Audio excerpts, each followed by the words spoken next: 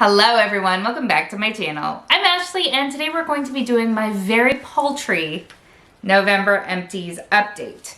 You guys know I love doing empties. I feel like they are so informative and so interesting, but there's not a lot in this basket. However, I did actually finish up more items in the month of November than what you see here. I just prefer not to talk about them until I've had a chance to update any projects that they might have been in. So hopefully December will be much better. At least it feels like it will be. We'll see. I might be sitting here in a month going, well, not as great as it could have been, but I feel like there are more. Anyway, I will stop rambling. Let's talk about what we have in this basket right here. So let's talk about the one hair care item that I have in here. This is the hair care item that I had in my 50 Shades of Purple project pan. This is from Alterna. This is the Caviar Anti-Aging Restructuring Bond Repair Leave-In Heat Protection Spray. It is quite a name. I didn't love this. First of all, well, it did not smell nice for me. It smells like black jelly beans, and I'm not gonna lie, I don't enjoy licorice. I don't enjoy licorice at all. However, I can look past that if I saw awesome results with my hair. To be honest, I didn't notice a difference from when I started using it versus when I was no longer using it. Now, you guys may know I don't wash my hair every single day. I only wash my hair 2-3 times a week at maximum. So I don't heat style my hair a ton, as you can see. So I don't know if I'm really the target market for this product, but for me, this was just a meh and not something that I would purchase in the future. That's just a sample that came in some subscription box, I'm sure. But yeah, not a win for me. We do have some skincare products in here. Let's go ahead and look at this. This is from Clinique. This is just a deluxe sample of their Take Off the Day cleansing balm.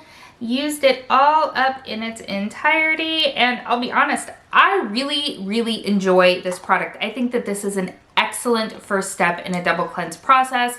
I felt like it did an excellent job of breaking down my makeup and removing it so that I could then go in with the cleanser and get it just nice and squeaky clean, and I genuinely enjoyed this a lot. Do I prefer my Pharmacy Green Clean? I do, but not by much. This is an easy close second, and if at some point I was in need of a cleansing balm and I couldn't get my Pharmacy Green Clean, I would not be sad about having to use this guy instead. This was great. I really enjoyed it. But speaking of my Pharmacy Green Clean, I used up my final deluxe sample that I had in my collection. You guys know I rave about this constantly. It is so good. Cleaned that baby out. I actually really enjoy the way that the original Pharmacy Green Clean smells. It works flawlessly. It breaks everything down, rinses clean away. It's perfect. Chef's kiss, awesome. But again, the Clinique comes in a very close second. I used up a deluxe sample of the Purity Made Simple face wash from Philosophy. This is a great cleanser. This has been a fan favorite for years and years now, and I do genuinely enjoy this. In fact, I've got a full size that I bought probably a few years ago now during a Black Friday sale, because honestly, you should never pay full price for this product because it always goes on sale for Black Friday everywhere. So yeah, great cleanser. I'll probably hold on to this little container because I like having it to fill up from the large one for, well, when I used to travel or to keep in my shower, stuff like that. So really good, really enjoyed it. Glad to be another mini down.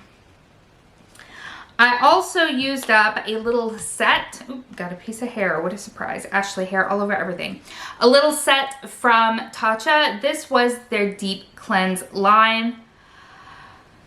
Okay, this is not formulated for my skin type. I'm pretty sure this was like a code or something from Sephora. I know I didn't purchase it, but this I'm pretty sure is geared more towards more oily skin, whereas my skin tends to be balanced to dry. It used to be super dry, but over the past couple of years, I don't know if it's from the pregnancies or because I never leave my house anymore. I don't know, but it's definitely not as dry as it used to be. So this was nice. However, it's not something that I'm going to purchase. So the cleanser, I really liked the cleanser itself. I felt like it worked really well to get my skin nice and clean. However, there is some sort of grit in here as well. It's a very small amount, so it's not like using an actual physical exfoliator, but it does have physical exfoliating properties to it. I hope that makes sense. So it isn't something that my sensitive skin would like on a regular basis. When I say sensitive, I'm not talking about breakouts. I'm talking about like allergic reactions. My skin is very sensitive in that way. So this isn't something that I could use every day, and it's not something that I would purchase for that reason, but it was nice. I feel like if you have more oily to combination skin, you would probably quite like that. It also came with a water cream. Water creams to me are just so wild. I've talked about samples I've used before. They're just so wild to me because they're a cream until they touch your skin and then they break down to a water. It's really cool. I did enjoy this. It does not provide quite as much hydration as what my skin is looking for. So again, it was nice, but not formulated for my personal needs. But as I said earlier, it's great to have 2 more minis down. And then the rest is makeup. Not a lot, but the rest. So in the minis category from Rare Beauty, I have their illuminating primer. This is the Always an Optimist illuminating primer. I scraped this baby out. In fact, I broke the packaging open and got every last little tiny drop out of there that I could. I enjoyed this primer a lot. I used this up in, I'm pretty sure, my Partners in Cream project pan. I talked about it a little bit there as well. I think that if you were a big fan of the Becca Backlight Primer, you would really enjoy this. It is a very, very similar product. In fact, I think this gives just a hair more illumination, but this was beautiful. I really enjoyed using it. I have about a bajillion primers, so I'm not currently in the market for a new one, but if I wanted an illuminating primer, this would be a strong contender. I quite liked it a lot. The last mini that I have in this basket, I did not love a lot, and I knew that I didn't love a lot. So this is from NARS. This is the Climax Mascara. I have been through a full size of this as well. It's just not my favorite. Everybody has different wants and needs when it comes to mascara. Mascara is an incredibly personal choice. What is amazing for one person is absolute garbage for another, or just meh, or whatever the case may be. This is more bordering on the meh. I mean, it's not an absolute disaster for sure, but it transfers on me. I don't think it builds nicely on my lashes. It just doesn't do nearly what I want it to for me to feel like I would want to continue using it or to buy it again or whatever the case may be. So I'm very glad to have this finished. I think I used this up in like my Deca Panning project pan. So very glad to have another mascara out of my collection, because if you guys saw my inventory at the top of the year, you guys know I got a lot of mascaras, so great to have another one down. Just as a question, I'm probably going to put this in my community tab as well. Do you guys want to see an inventory in 2022, or do you just want to hear the numbers, or do you not care at all? Let me know. In Graveyard Project Pan, I finally finished off this guy here. If you've been following me for a while in my projects, you know how long this has been with me and in how many projects. So I'm so glad to have this done. This is from Algenist. These are the concentrated color correcting drops in the shade green.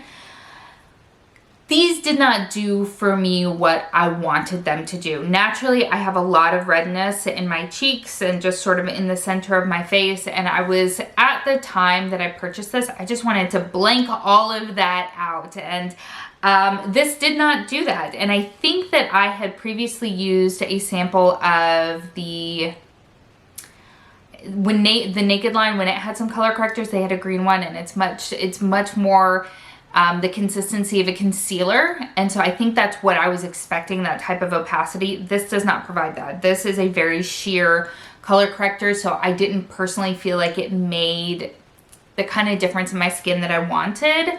So that was one reason that I struggled to use it. But then also, just over the past few years, I think either my redness has gotten better, or I've just gotten better about my redness and learning to work with my skin instead of trying to battle against it. And I think that that has been one of the biggest changes to my makeup routine, is just embracing what my skin is and finding what I like in order to sort of highlight the areas that I really love about my skin, rather than trying to just blank out and hide the things that I don't. So I'm very, very glad to be finished with this product, and I will not be repurchasing it. Again, that's not to say it's a bad product. It's just not anything that I want or need in my life.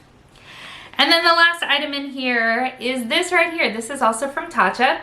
This is the silk powder. I think that's what it's called. Ooh, the reflect. There we go.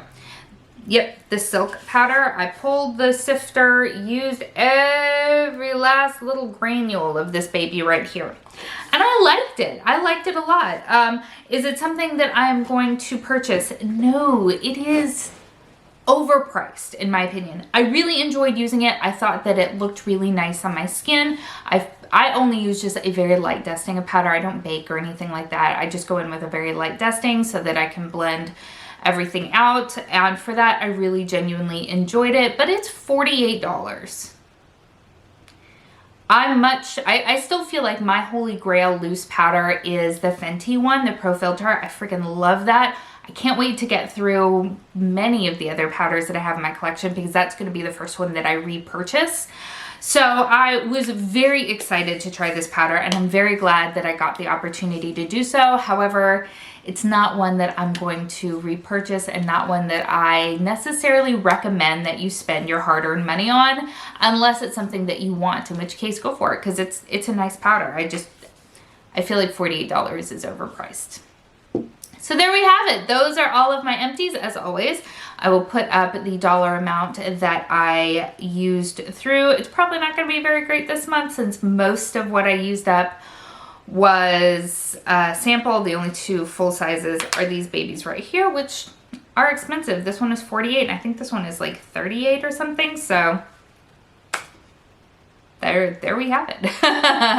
What did you use up in the month of November, and would you repurchase it? I always love chatting with you guys down in the comments.